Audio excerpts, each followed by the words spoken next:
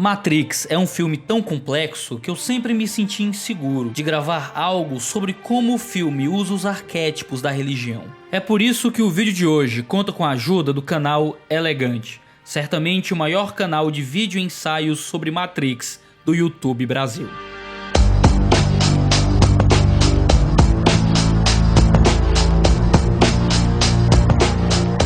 O gnosticismo foi um sistema religioso que floresceu entre o segundo e o quinto século, que tinha seus próprios rituais e escrituras, sendo a principal delas o Evangelho de Judas. Trata-se de uma concepção religiosa que veio do Oriente, provavelmente da Pérsia, e que se infiltrou na igreja gerando uma terrível heresia, que foi severamente combatida já pelos apóstolos Paulo, Pedro e João em suas cartas. Também por Irineu de Lyon, no seu famoso livro Contra as Heresias. No mito gnóstico, o Deus Supremo é absolutamente perfeito e reside no paraíso. Abaixo dele estão outros seres divinos que têm o poder de gerar herdeiros, também divinos e perfeitos, quando unidos em pares. Contudo, quando um deles decide dar à luz a uma entidade sem o auxílio de outra divindade, surge um descendente anormal, imperfeito, que é descartado em uma região separada do universo. Por ter se desenvolvido sozinha, a divindade solitária acaba acreditando que é o único Deus existente e decide criar anjos, a terra e as pessoas. Essa decisão acaba privando os seres humanos de seu suposto reino de direito,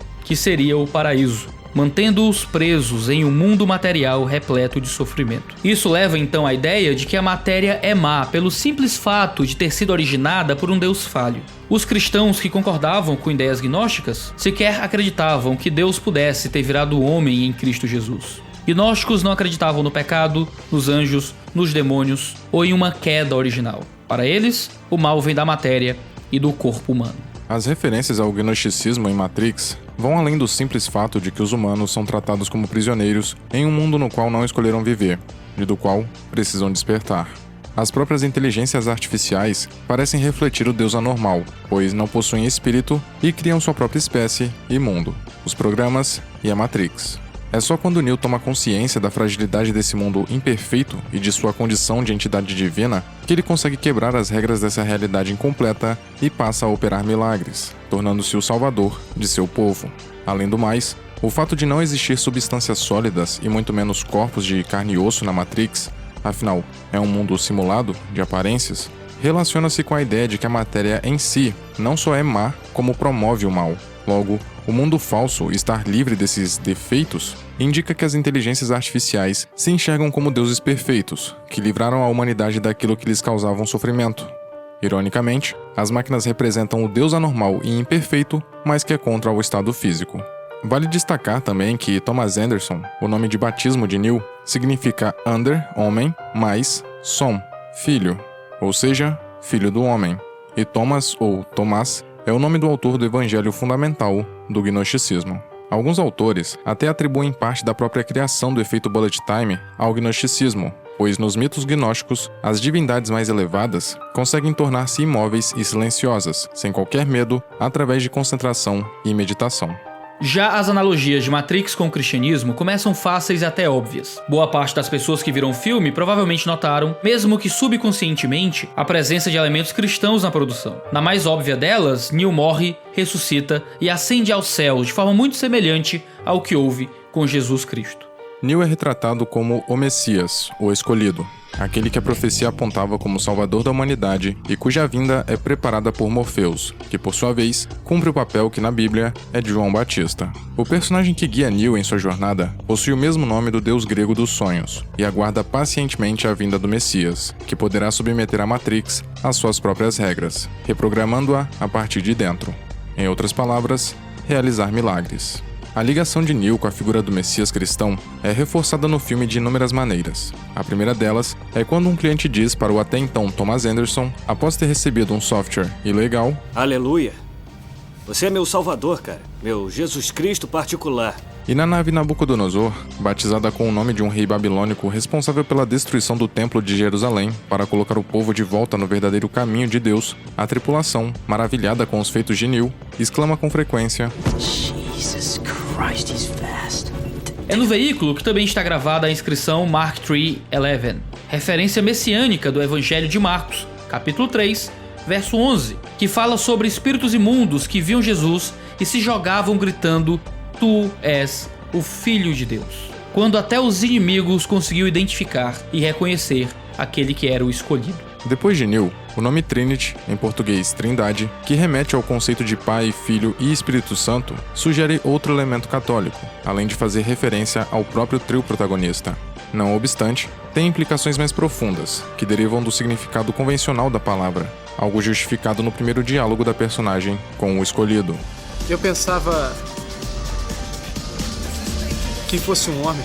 Diz surpreso Neo. A maioria pensa.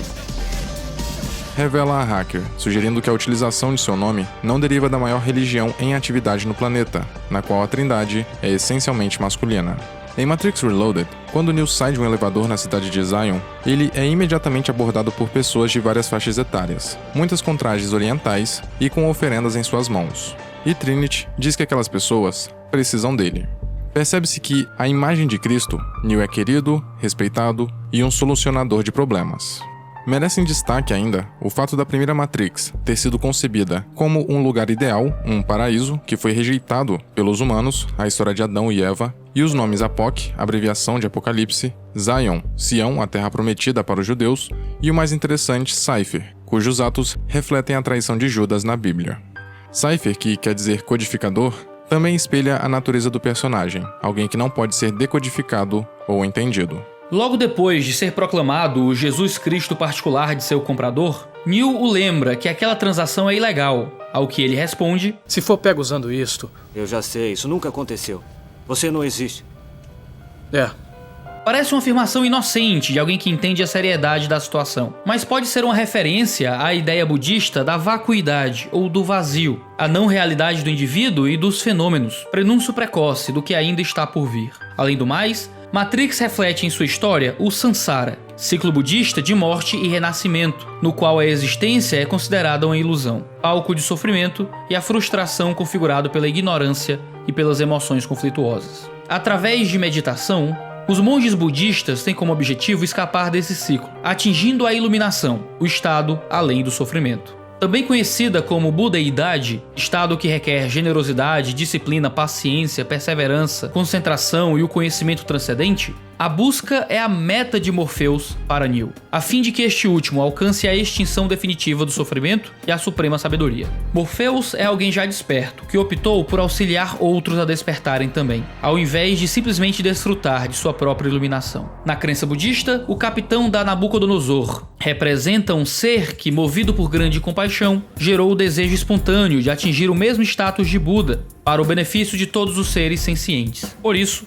ele vê em Neo mais do que um semelhante. Ele enxerga alguém que é a reencarnação do humano que no passado transcendeu o conhecimento e controlou a Matrix. A ideia é reforçada em pelo menos 3 passagens de morte e renascimento. A primeira é a vida de Thomas Anderson. A segunda é o despertar de Neo para a vida real em seu útero mecânico na Matrix. E a última é a morte de Neo nos 2 mundos e seu renascimento como um novo ser, capaz de reprogramar a realidade da simulação. O sistema de reencarnação também é sugerido na explicação do funcionamento da Matrix. Nela, os humanos mortos são liquefeitos e usados para alimentar os demais em um eterno ciclo de reaproveitamento. Entretanto, é válido ressaltar que um importante ideal budista não é respeitado nos filmes, que é a doutrina da não-violência, que prega que nenhuma vida deve ser prejudicada. Mesmo a justificativa de que, por ser um filme de ação, era necessário tiros, armas e mortes para ser rentável e popular sendo a mais plausível, podemos interpretar esse fato também como a crença na constatação de que a iluminação ainda está bem longe de ser alcançada por nós. Por fim, na metafísica oriental do budismo e do taoísmo, como diz James Houston, a alma humana é visualizada subindo para cima das estruturas da linguagem, a fim de entrar no domínio cada vez mais profundo do silêncio.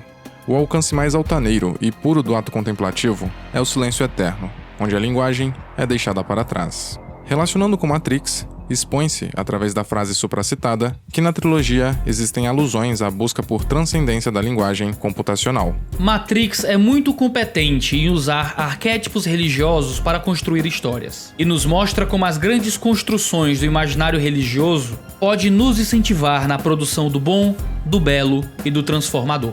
Você pode rejeitar a religião para a sua vida pessoal, mas estruturas religiosas estão mais próximas do que você imagina nos filmes que você assiste. E a gente só tem a ganhar com isso.